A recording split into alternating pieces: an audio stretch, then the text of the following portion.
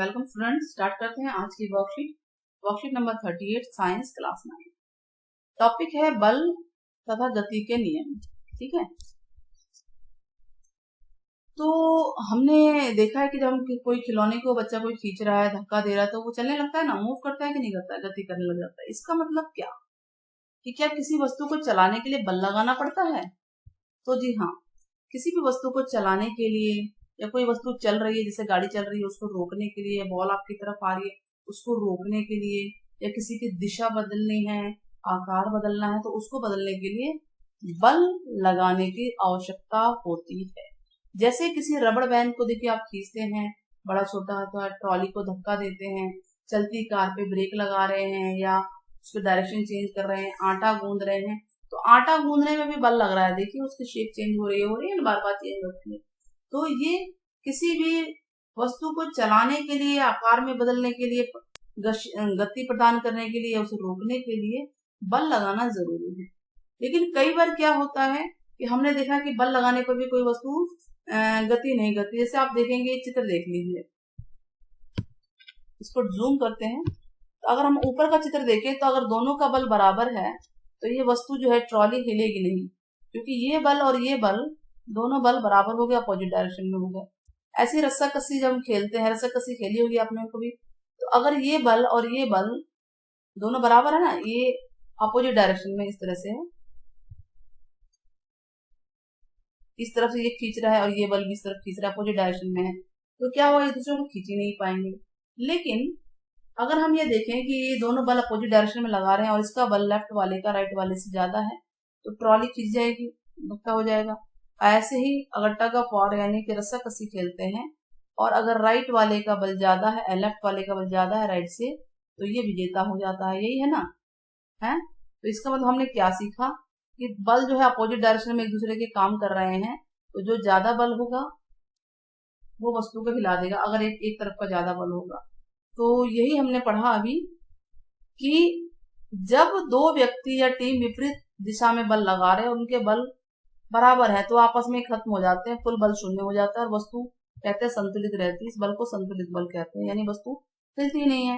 वस्तु हो या रस्सी हो तभी हिलेगी जब वस्तु, व्यक्ति या खिलाड़ी एक ही दिशा में बल लगाएं, एक तरफ बल लगाएं, एक दूसरे की तरफ अगर बल लगा रहे हैं, तो जहां ज्यादा बल लगेगा वो ही बल की दिशा में मूव होगा। तो इस बल को असंतुलित बल कहते हैं। यानी दो तरह के बल हो गए बच्चों, एक संतुलित एक असंतुलित बल। संतुलित बल वो होता है जब दो विपरीत दिशाओं में लगाएंगे और दोनों के बल बराबर है, तो टोटल बल 0 होगा ना, नेट बल। और असंतुलित क्या है, एक का बल ज्यादा है तो वस्तु हिल जाएगी। तो कोई भी बल अकेला नहीं होता, बल हमेशा जोड़े में होता है। देखिए जैसे हम चल रहे हैं, हम आगे की तरफ चलते हैं तो पीछे की तरफ हमें जो है ना, घर्षण बल पीछे की तरफ धक्का दे रहा है, नहीं, यानी बल हमेशा जोड़े में होता है। तो घर्षण बल जान लीजिए क्या होता है, हमेशा गति की विपरीत दिशा में होता है।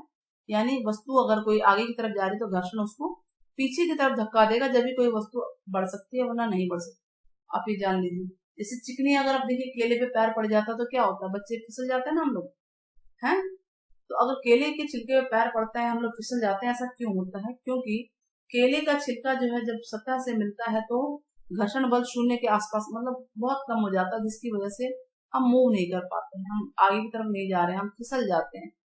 ठीक है, यानी कि जितनी भी चिकनी सतह होगी उसका घर्षण बल कम होगा और खुरदरी होगी तो उसका घर्षण बल ज्यादा होगा। ये बात ध्यान रखना है, चिकनी सतह का घर्षण बल कम होगा, उस पर चलना बहुत मुश्किल है, और खुरदरी सतह का घर्षण बल ज्यादा होगा, उस पर चल सकते हैं। लेकिन बहुत ज्यादा खुरदरी होगी तो उस पर भी चलना मुश्किल है, क्योंकि बहुत ज्यादा घर्षण बल हो गया है ना। तो जब तक वस्तु पर लगाए जाने वाला बल उसके घर्षण बल से अधिक रहेगा तो समझ लीजिए वस्तु असंतुलित कर देगा, तब वस्तु नहीं हिलेगी।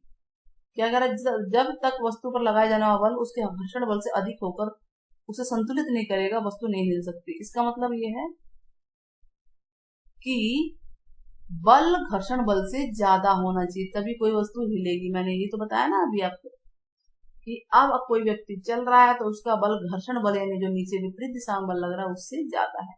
आप ये चल रहे हैं तो आप इस डायरेक्शन में चल रहे हैं और घर्षण बल जो है इस डायरेक्शन में है, अपोजिट में, तो ये वाला बल ज्यादा होगा तभी आप मूव कर पाएंगे, नहीं तो नहीं कर पाएंगे। तो किसी भी पिंड पर लगने वाला असंतुलित बल उसे गति प्रदान करता है। कोई भी वस्तु पे अगर असंतुलित बल लग रहा है तो वस्तु मूव करेगी, नहीं तो नहीं करेगी।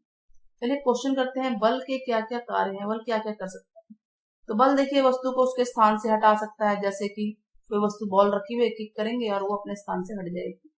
कोई गतिमान वस्तु है उसको रोक सकता है, बल रोक सकता है कि नहीं रोक सकता है। तो गतिमान वस्तु को रोक सकता है, जैसे मान लीजिए कोई बॉल अपनी तरफ आ रही है और हम अपने हाथों से पकड़ के रोक लेंगे। गाड़ी आ रही है, ब्रेक लगा के उसको रोका जा सकता है। बल किसी वस्तु के आकार में परिवर्तन कर सकता है।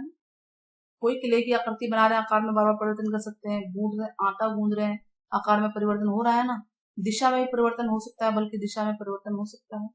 तो बल के बारे में बल क्या क्या कर सकता है उदाहरण के साथ हमने बता दिया। प्रश्न नंबर 2, घर्षण बल किस दिशा में कार्य करता है। तो घर्षण बल हमेशा बल के विपरीत दिशा में कार्य करता है, यानी बल अगर इधर है तो घर्षण अपोजिट में होगा, ध्यान रखना है आपको।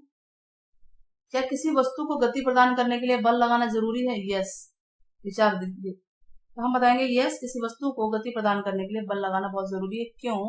क्योंकि बल लगाए बिना कोई भी वस्तु अपने स्थान से नहीं हट सकती।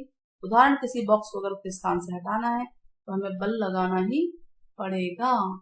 ठीक है, अगला क्या है, फर्श पे लुढ़कती हुई वस्तु और गेंद पर, यानी कारपेट जो है उस पे भी लुढ़कती हुई गेंद है, दो गेंद है, एक फर्श पे लुढ़क रही है और एक कारपेट पे है। तो बताइए कौन जल्दी रुकेगी और क्यों।